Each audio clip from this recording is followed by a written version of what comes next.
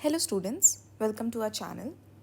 पिछले वीडियो में हमने जनरल एप्टीट्यूड के कुछ इम्पॉर्टेंट टॉपिक्स के बारे में डिस्कशन किया था, जैसे कि क्लासिफिकेशन टेस्ट था, उसमें सीरीज़ के बारे में हमने बात की थी, कोडिंग डिकोडिंग के बारे में बात की थी, एनालॉजी टेस्ट के बारे में बात की थी और भी कई सारे टॉपिक्स हमने पिछले वीडियो में आपको बताए थे। आइए अब बाकी के टॉपिक्स के बारे में हम आपको इन्फॉर्मेशन दे दें ताकि आने वाली वीडियोस में हम उसको आपको ब्रीफली एक्सप्लेन कर सकें। तो आइए शुरू करते हैं। सो स्टूडेंट, आज का पहला टॉपिक है वेन डायग्राम एनालिसिस, यानी कि वेन आरेख विश्लेषण। वेन आरेख विश्लेषण में आपको आकृतियाँ बना के सेट्स बनाने होते हैं। आकृतियों में आप सर्कल्स बनाते हैं। एक सर्कल एक समूह या एक ग्रुप को दर्शाता है, यानी कि समूह को आकृतियों से दर्शाना होता है वेन आरेख विश्लेषण। तो आइए एक सवाल देखें जिससे कि आपको और बेहतर रूप से ये एक्सप्लेन कर सकेंगे हम। निम्नलिखित में से कौन सी आकृति संगीतकार, वाद्यकारों और वायलिन बजाने वालों को प्रदर्शित करती है? तो यहाँ पे तीन तरह के लोगों के बारे में बताया, तीन तरह के ऑक्यूपेशंस के बारे में बात की है।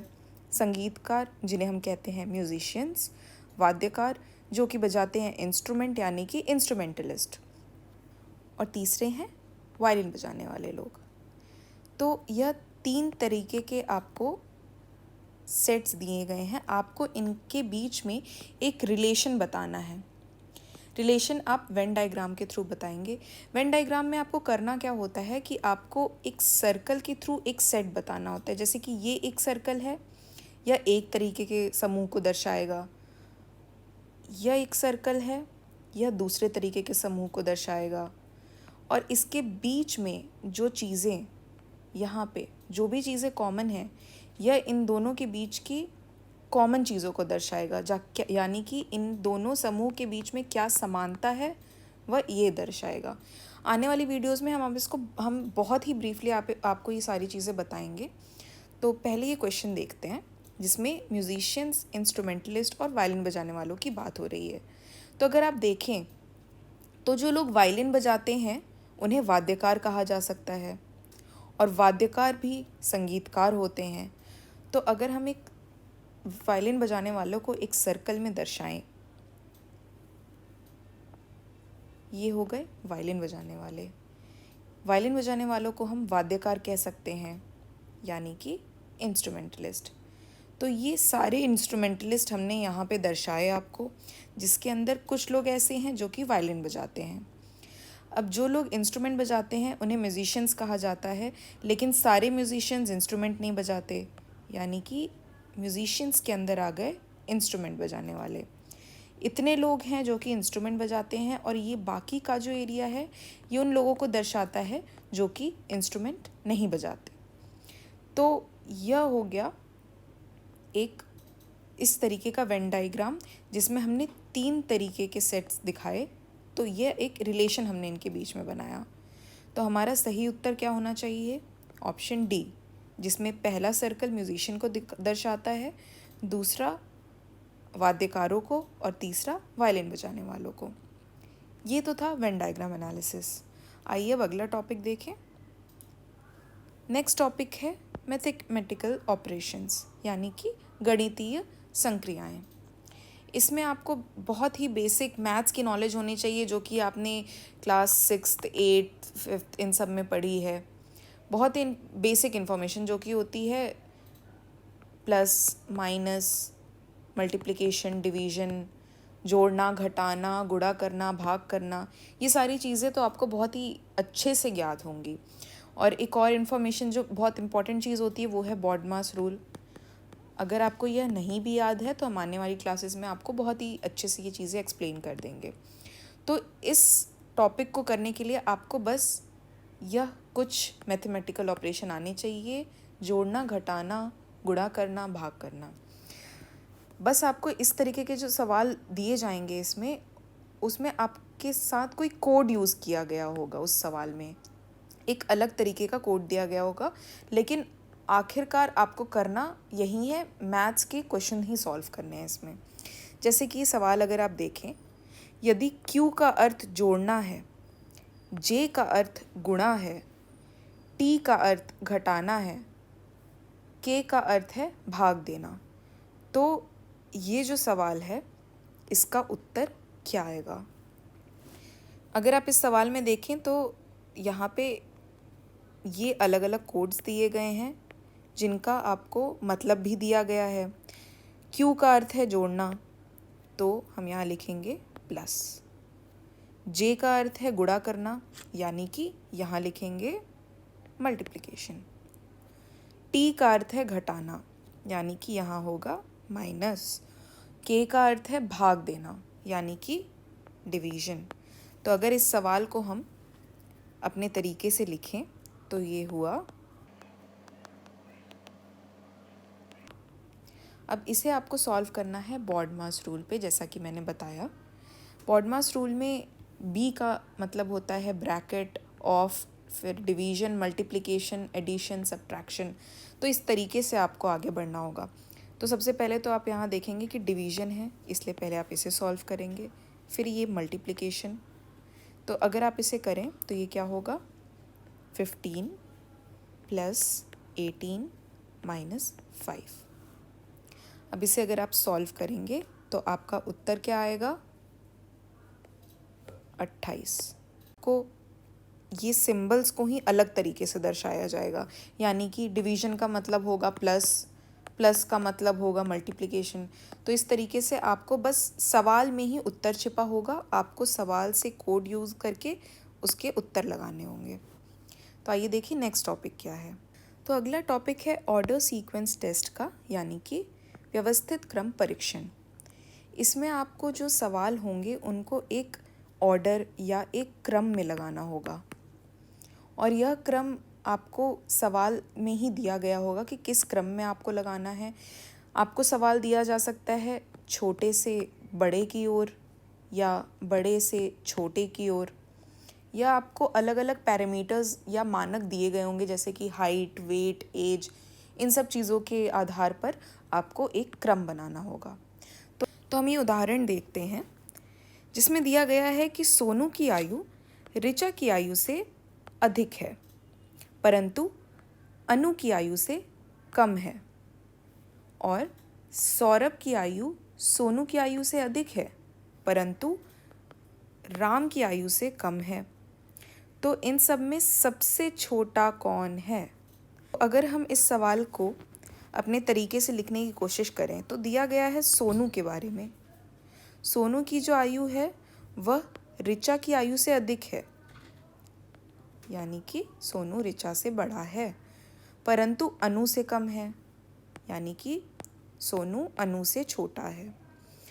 दूसरे पार्ट में ये दिया गया है कि सौरभ की आयु सोनू से अधिक है, यानी कि सौरभ जो है वह सोनू से बड़ा है,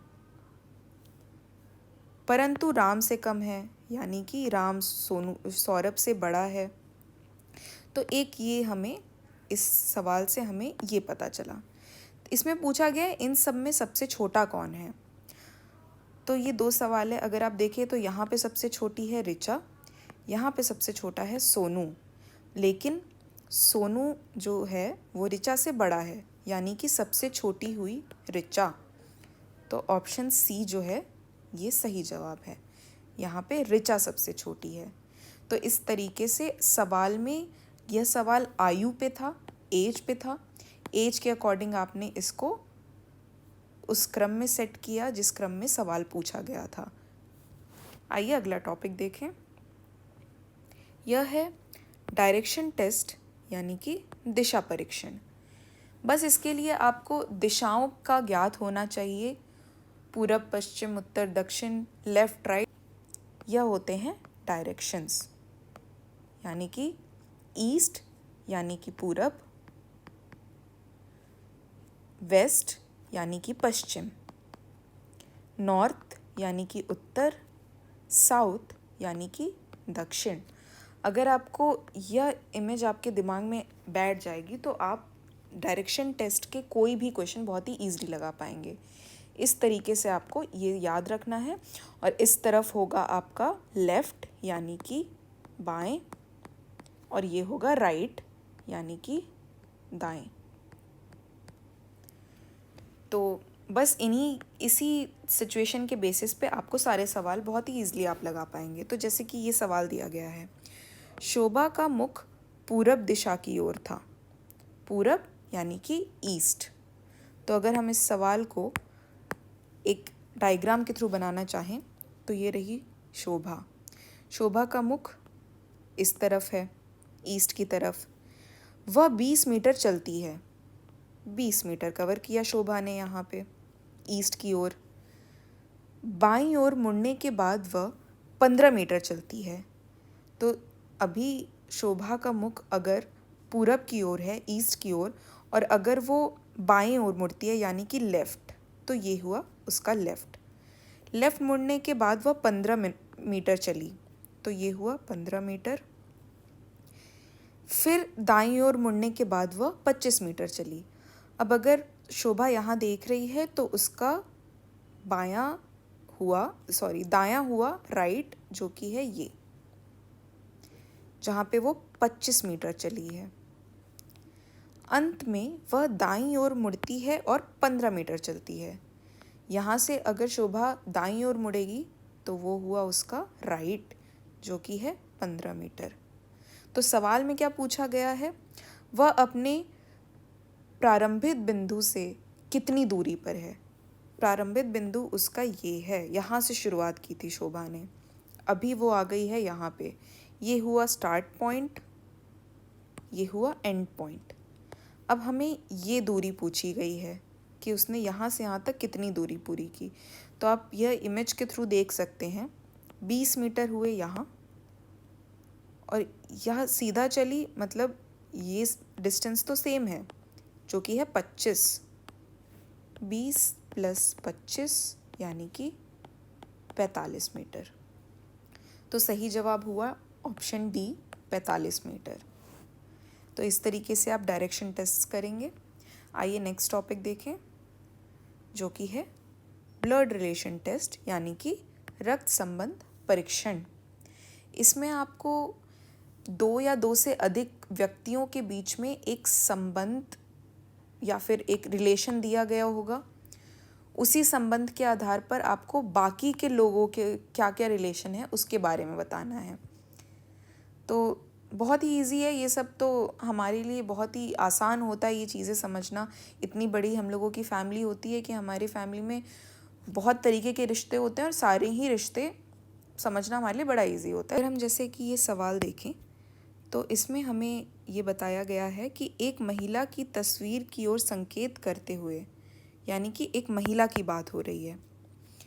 मृणालिनी ने कहा, उसके बेटे के पिता मेरी माँ के इकलौते दामाद हैं। बहुत ही छोटा सा सवाल है, तो इसको आप इमेजेस के थ्रू बना के ईजिली समझ सकते हैं। बात हो रही है मृणालिनी की। ये क्या कहती है कि एक तस्वीर है जिसमें एक महिला है, यानी कि फीमेल।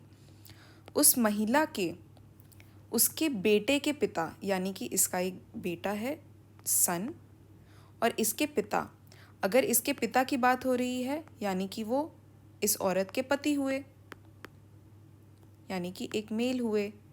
तो इसके जो पिता हैं वह मृणालिनी की माँ के, उसकी माँ के इकलौते दामाद हैं। अब अगर इस औरत का इकलौता दामाद है तो इकलौती बेटी जो है वो हुई मृणालिनी, यानी कि जो पिक्चर दी है, जो तस्वीर लगी हुई है, वह खुद मृणालिनी की है। तो इस सवाल का उत्तर क्या हुआ, इनमें से कोई नहीं, क्योंकि जिसकी तस्वीर है वो मृणालिनी की ना बहन है, ना माँ है, ना कज़न है, वह खुद मृणालिनी है। इस तरीके से आप ब्लड रिलेशन टेस्ट सॉल्व कर सकते हैं। आइए नेक्स्ट टॉपिक देखें, जो कि है टाइम टेस्ट, समय परीक्षण। इन टेस्ट को करने के लिए आपको बेसिकली क्लॉक्स की इन्फॉर्मेशन होनी चाहिए, घड़ियों के बारे में या महीनों के बारे में, मंथ्स के बारे में, वीक्स के बारे में, हफ्तों के बारे में, ईयर्स, लीप ईयर्स। जहाँ पे ट्रिक आती है वो होती है क्लॉक्स के सवालों में, क्योंकि क्लॉक्स के सवालों में आपको कई सारी चीज़ें पूछी जा सकती हैं कि सुइयों के बारे में पूछा जा सकता है कि उनके बीच में कितनी डिग्री दी गई है, कितने डिग्री होगा, अगर इतना समय हो रहा है तो कितनी डिग्री पे सुइयाँ होंगी। तो ये सारी चीज़ों के लिए आपको हम आने वाली वीडियोस में बहुत से ट्रिक्स बताएंगे जिससे आप बड़ा ईजिली ये सारे सवाल कर पाएंगे। उदाहरण के लिए ये सवाल देखिए, 16 मिनट में मिनट की सुई घंटे की सुई की अपेक्षा कितना आगे जाएगी, यह आपका सवाल है। तो अगर आपको हम क्लॉक्स के बारे में बताएं तो जो मिनट की सुई होती है वह 1 मिनट में जितनी भी दूरी तय करेगी इस घड़ी पे, जैसे कि उसने इतनी दूरी तय की, तो ये जो डिग्री हुई इतनी दूरी का वो होता है 6 डिग्री। यानी कि मिनट की सुई 1 मिनट में 6 डिग्री तय करती है और घंटे की सुई जो होती है वह 1 मिनट में 0.5 आधा डिग्री तय करती है बस, क्योंकि जो घंटे की सुई होती है वो मिनट की सुई से धीरे चलती है, इसलिए वो कम डिस्टेंस तय करती है, इसलिए उसकी डिग्री भी कम होती है। तो अब पूछा गया है कि मिनट की सुई घंटे की सुई की अपेक्षा कितना आगे जाएगी। अगर हम 1 मिनट की बात करें तो 1 मिनट में अंतर कितना है, 6 माइनस 0.5 यानी 5.5 डिग्री का अंतर है 1 मिनट में। तो अगर बात करें 16 मिनट की तो 16 मिनट में कितना अंतर आएगा, यह हम ऐसे कर सकते हैं, 16 मिनट और 5.5 डिग्री। तो ये हुआ, अगर आप इसे मल्टीप्लाई करेंगे तो उत्तर आएगा 88 डिग्री। यानी कि 16 मिनट में मिनट की जो सुई है वह घंटे की सुई से 88 डिग्री आगे चलेगी, जो कि है ऑप्शन सी। सो हमारा सही जवाब हुआ ऑप्शन सी। ये तो था टाइम टेस्ट। आइए अगला टॉपिक देखें जो कि होता है प्रॉब्लम बेस्ड ऑन एज, आयु पर आधारित समस्याएं। इसमें आपको लोगों की जो एज होगी, 2 या 2 से अधिक लोगों के बारे में दिया गया होगा इन्फॉर्मेशन, और उससे आप उन लोगों के एज के बीच का आपको अंतर बताना है कि उनके बीच में कितना अंतर है। एक उदाहरण अगर हम देखें कि समीना तथा सुहाना की आयु का अनुपात 7:3 है। 6 वर्ष बाद इनकी आयु का अनुपात 5:3 होगा। इनकी आयु में कितना अंतर है? तो आपने देखा 2 या 2 से अधिक लोगों के बारे में बात होती है। 2 लोग यहाँ पे हुए समीना और सुहाना, और इनकी आयु का अंतर पूछा गया है आपसे। तो इसमें आपको थोड़ा बहुत मैथ्स लगाना पड़ेगा, थोड़ा बहुत, जैसे आपको अलग अलग वैल्यू रख के इसे सॉल्व करना होगा। तो अगर हम आप देखें, यहाँ पे देखें तो अभी प्रेजेंट की अगर बात की जाए, प्रेजेंट में समीना और सुहाना की आयु का अनुपात 7.3 है। तो इसे हम कह सकते हैं, समीना जो है अगर उसकी एज हम 7x लिखते हैं तो सुहाना की एज हम लिखेंगे 3x। यह इनकी अभी की उम्र है, और 6 वर्ष बाद इनकी आयु का अनुपात 5.3 हो जाएगा। तो ये तो रही प्रेजेंट की बात। अगर हम 6 ईयर्स की बात करें, 6 ईयर्स लेटर, 6 साल बाद क्या होगा, समीना की उम्र हो जाएगी 7x + 6, 7x + 6, और सुहाना की उम्र हो जाएगी 3x + 6। ये हो गया 6 साल बाद का उम्र। तो 6 साल बाद इनका अनुपात आना चाहिए 5:3, यानी कि 5/3। आप अगर इसे सॉल्व करने की कोशिश करें इस तरीके से तो ये इस तरीके से आएगा,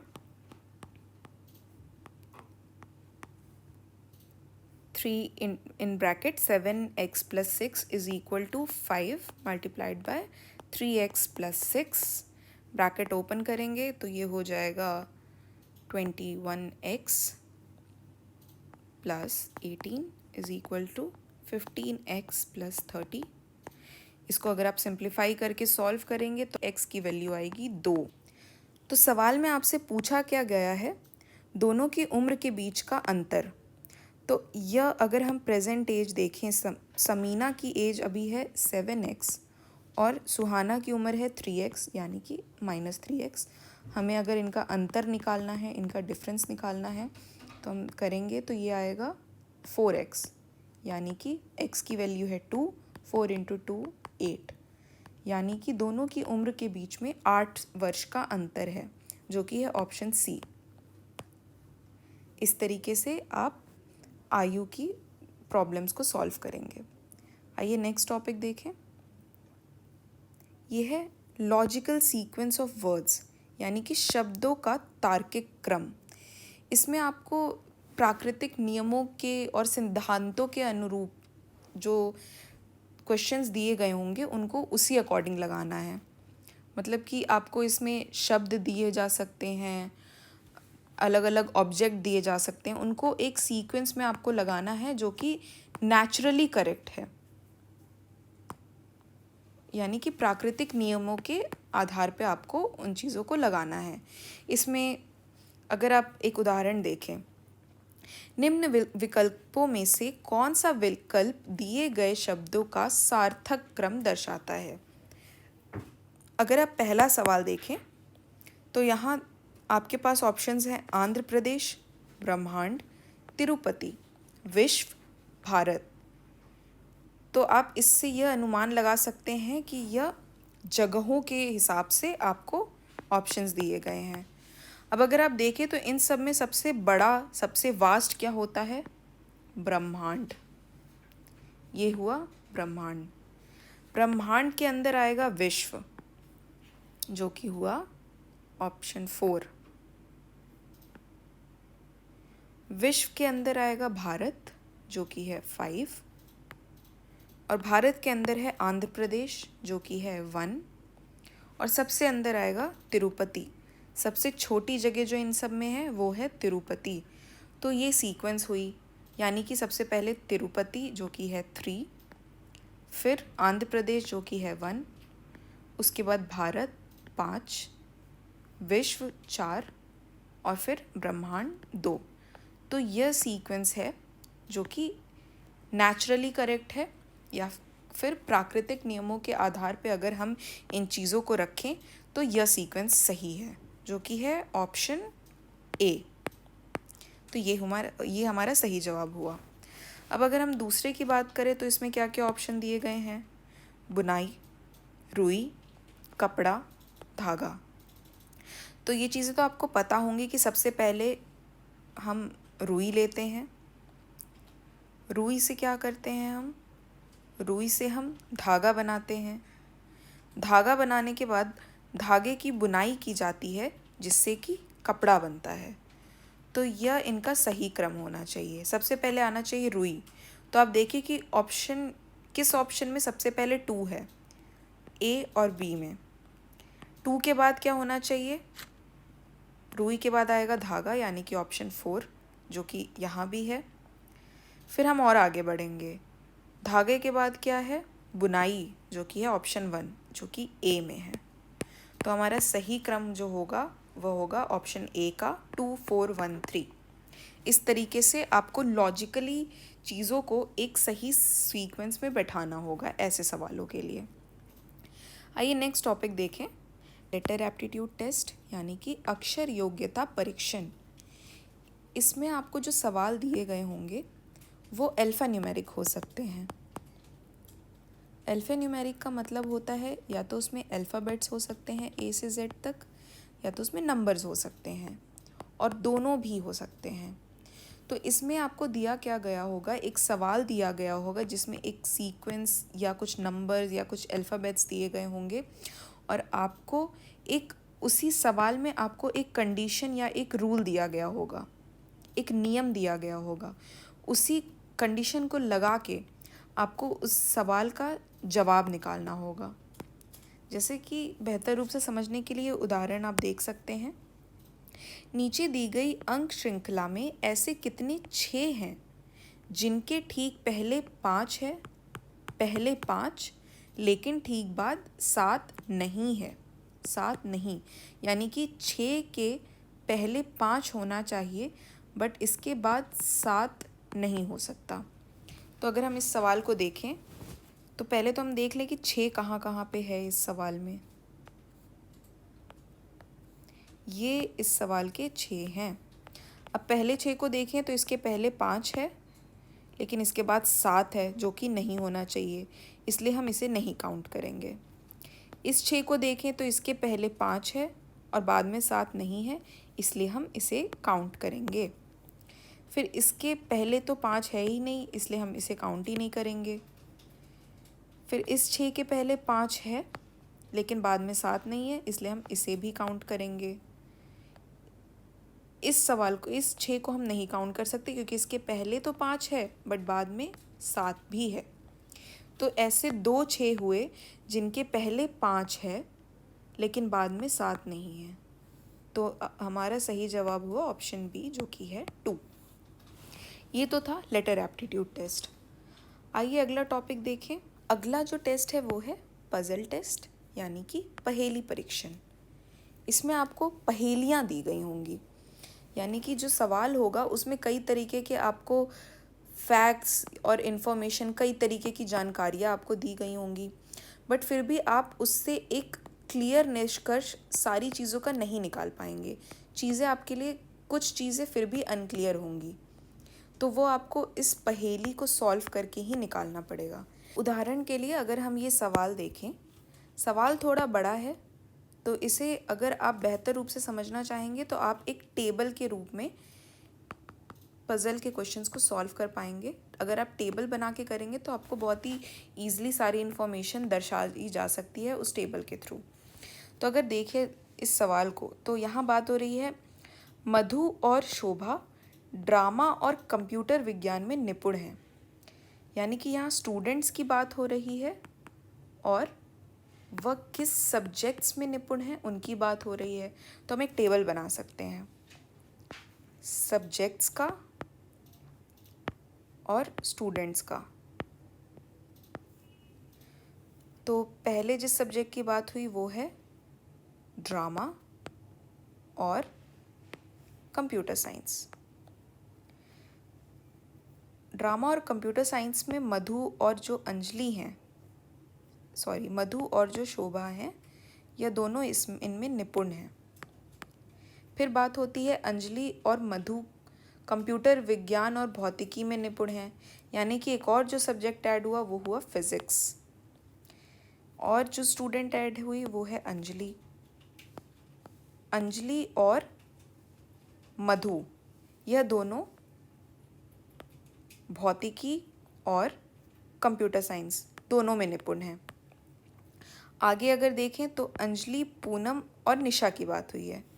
अंजलि, 2 और स्टूडेंट्स जो ऐड हुई वो हैं पूनम और निशा। सब्जेक्ट्स क्या क्या हैं इनके? अंजलि, पूनम, निशा भौतिकी और इतिहास में निपुण हैं, यानी कि फिज़िक्स के बाद जो दूसरा सब्जेक्ट ऐड हुआ वो हुआ हिस्ट्री। तो इन दोनों सब्जेक्ट्स में अंजलि, पूनम और निशा निपुण हैं, इन दोनों सब्जेक्ट में। फिर आगे की बात हुई निशा और अंजलि के बारे में। अंजलि और निशा के बारे में, यह भौतिकी और गणित में निपुण हैं। एक और जो सब्जेक्ट बात हुई जिसकी वो है मैथ्स। तो अंजलि और निशा मैथ्स में निपुण हैं। आगे के सवाल में देखें तो पूनम और शोभा इतिहास और ड्रामा में निपुण हैं। पूनम इतिहास में निपुण है, यानी कि हिस्ट्री में, और दूसरा सब्जेक्ट पूनम का क्या है? ड्रामा। शोभा का सब्जेक्ट क्या हुआ? इतिहास, यानी कि हिस्ट्री में भी शोभा निपुण है और ड्रामा में तो निपुण है ही। यह कथन तो पहले ही दिया गया था। तो आपने देखा कि हमने एक टेबल बना ली है इन दिए गए कथनों के आधार पर। ठीक है, तो पज़ल में आपने ये देखा कि आपको कई सारे फैक्ट्स दिए गए थे, कई सारे इन्फॉर्मेशन दिए गए थे, लेकिन फिर भी वह पूरी तरीके से क्लियर नहीं है कि आप सवाल का जवाब दे सकें। अगर आप ये सवाल पढ़ने के बाद ये देखते कि कंप्यूटर विज्ञान, इतिहास और ड्रामा में कौन निपुण है, तो ईज़िली इसका जवाब निकालना थोड़ा कठिन है, इसलिए आप ये टेबल देख सकते हैं। टेबल में 3 सब्जेक्ट्स की बात हुई है, कंप्यूटर साइंस, यानी और फिर इतिहास यानी कि हिस्ट्री और ड्रामा। इन तीनों सब्जेक्ट में कौन कौन से स्टूडेंट्स निपुण हैं अगर आप देखें पूरी तरीके से तो शोभा हैं। इकलौती शोभा ऐसी स्टूडेंट है जो इन तीनों सब्जेक्ट्स में निपुण है। तो हमारा सही जवाब क्या हुआ? सी, शोभा। इस तरीके से और भी पज़ल में क्वेश्चन दिए जा सकते हैं आपको आगे जाके। ये तो हमने एक ही क्वेश्चन उठाया, लेकिन इसी सेम जो आपने सवाल सॉल्व किया है इसी के बेसिस पे आपको और भी तरीके से अलग अलग प्रश्न दिए जा सकते हैं। तो ये तो हुआ पज़ल टेस्ट। आइए नेक्स्ट टॉपिक देखें जो कि है सिलोजिज्म यानी कि न्याय निगमन। इसमें क्या होता है, इसमें आपको अनुमान लगाकर तर्क देना होता है। अपने अनुमान से, अपनी लॉजिकल थिंकिंग से आपको एक कंक्लूजन निकालना होगा। और एक बात जो और होती है कि जो भी कथन आपको दिया जाता है उस कथन को आपको मान के चलना है कि वह कथन 100% सही है, उसे आपको ट्रू मान के चलना है। अगर आपको सवाल में दिया गया है कि सभी मछलियाँ जो हैं, सारी फिशेस काऊ हैं, तो आपको ये मान लेना है कि मछलियाँ जो हैं वो गाय हैं।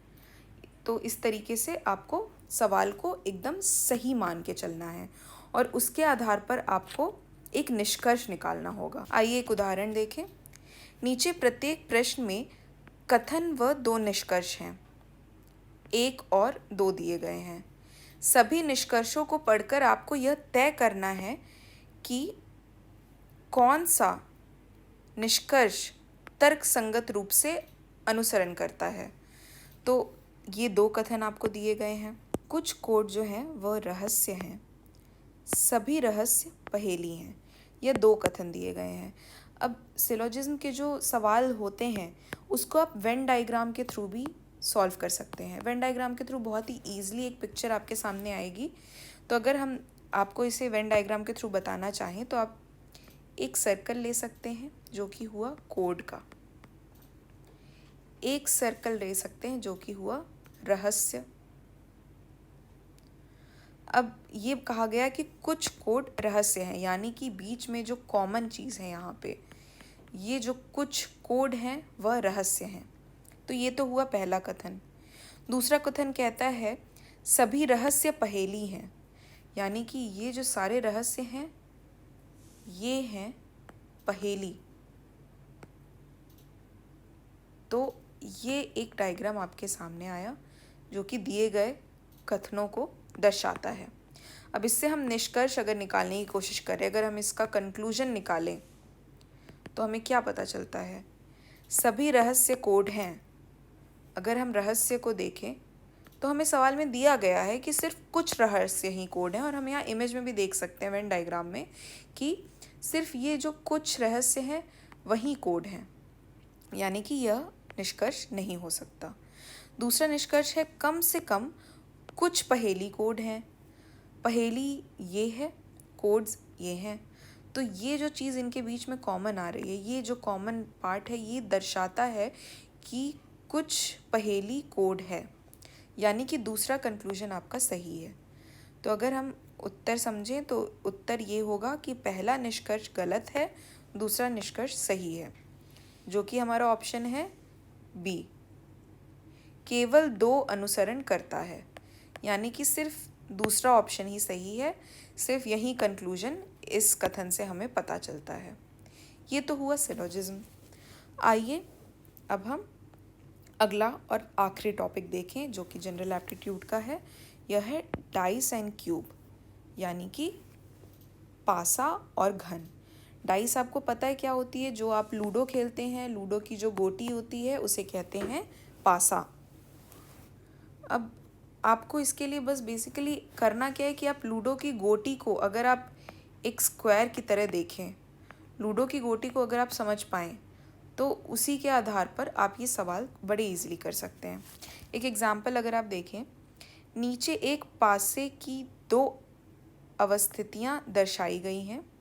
कौन सी संख्या 5 के सामने है? तो आपको इसमें अपना इमेजिनेशन पावर यूज़ करना होगा। इमेजिनेशन करना होगा आपको इसका, क्योंकि ये एक 2D इमेज है, लेकिन आपको उसको इमेजिन करके 3D तरीके से देखना होगा। थर्ड डायमेंशन में अगर आप इसे देखने की समझने की कोशिश करें तो आप इसका उत्तर जान पाएंगे। तो अगर एक स्क्वायर आपको दिया गया है, ये अगर आप एक समझ लें कि एक क्यूब है, एक पासा है, इसमें दिया गया है ऊपर की सतह पर 4 नंबर है, बगल की सतह में लेफ्ट में 2 है, राइट में 1 है। पहली इमेज से तो ये पता चला। दूसरी इमेज से पता चलता है कि 2 और 1 के बगल में 5 है। अब जो क्यूब होता है उसमें अगर आप इस क्यूब को 3D में देखें तो आपको ये पता चलेगा कि एक जो सतह होती है वह अपने बगल में 4 सतहों से जुड़ी है, यानी कि इस सतह के बगल में केवल 4 ही सतह हो सकती हैं। तो अगर आप यहाँ देखें 2 और 1 यह जुड़े हैं 4 से, तो एक ही सतह बचती है जो कि नीचे की हुई। और यहाँ दिया गया है 2 और 1 5 से जुड़े हैं, यानी कि जो नीचे की सतह है वो है 5। तो आपने ये जाना कि जो नीचे है वो है 5 और इसके ठीक ऊपर है 4। सवाल में हमसे पूछा गया है कौन सी संख्या 5 के सामने है, तो 5 के सामने है 4, जो कि है ऑप्शन डी। तो इस तरीके से आप डाइस एंड क्यूब के सवाल लगा सकते हैं। इसके लिए आप लूडो की गोटी का अगर प्रयोग करेंगे अपने शुरू के सवालों के लिए तो आपको बहुत ही ईजिली सारे सवाल समझ आ पाएंगे। आप बहुत ईजिली इमेजिन करके 3D इमेज उसकी बना पाएंगे और सवालों का हल निकाल। हमने आपको कुछ उदाहरण दे के ये टॉपिक्स बताने की कोशिश की जो कि बहुत ही इम्पॉर्टेंट टॉपिक्स हैं जनरल एप्टीट्यूड के। लेकिन आने वाली वीडियोस में हम आपके साथ बहुत ही सारे क्वेश्चंस लगाएंगे, बहुत ही डिटेल में आपको हर एक टॉपिक के बारे में बताएंगे पूरी डिटेलिंग के साथ। तो अगर आप आगे का वीडियो देखना चाहते हैं, जनरल एप्टीट्यूड और ब्रीफली पढ़ना चाहते हैं, तो आप जुड़े रहिए हमारे चैनल से। हमारे चैनल को सब्सक्राइब कीजिए इस वीडियो सीरीज़ से जुड़ने के लिए। और अगर वीडियो ये आपको अच्छा लगा तो लाइक कीजिए। धन्यवाद।